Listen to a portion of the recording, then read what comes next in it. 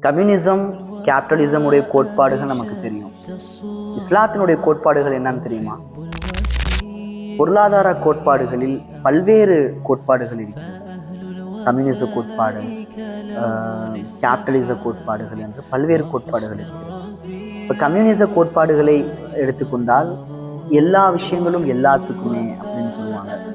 இதுவே கேபிட்டலிச கோட்பாடை நீங்கள் எடுத்துக்கிட்டீங்கன்னா அனைத்து தரப்பு மக்களுடைய உழைப்பையும் சுரண்டி அதில் இருக்கக்கூடிய வருமானமும் அதில் இருக்கக்கூடிய பயனும் முதலாளிகளுக்கு உரியது என்று அவர்கள் பேசுவார். இஸ்லாத்தில் பொருளாதார கோட்பாடு என்ன? அல்லாஹ் கூறுகின்றான், வல்லதீன ஃபி அம்வாலிஹிம் ஹக்கும் மஅலூம். முஸ்லிம்களுடைய செல்வங்களில் ஒரு குறிப்பிட்ட உரிமை இருக்கிறது என்று அல்லாஹ்.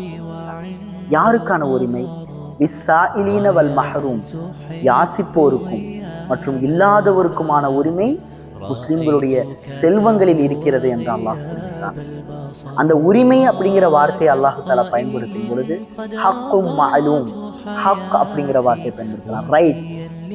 ஜகாத்துடைய செல்வம் ஒரு முஸ்லீமிடம், ஒரு முஅ்மினிடம் இருக்கின்றது என்றால் அந்த செல்வம் அவனுக்கான செல்வம் அல்ல, மாறாக அந்த செல்வத்தினுடைய உரிமை ஏழைக்கானது, அந்த இல்லாதவருக்கானது என்பதை நாம் புரிந்து கொள்ள வேண்டும்.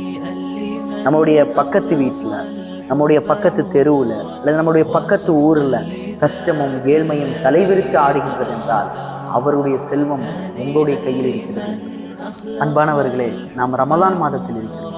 நாம் தொழுவது எந்த அளவிற்கு இந்த மாதத்தில் சிறப்பு வாய்ந்ததாக இருக்கிறது, நாம் நோன்பு வைக்கிறது எந்த அளவுக்கு இந்த மாதத்தில் சிறப்பு வாய்ந்ததாக இருக்கிறது, நாம் சகாத்தை நிறைவேற்றுவதும் இந்த மாதத்தில் சிறப்பானதாக இருக்கிறது.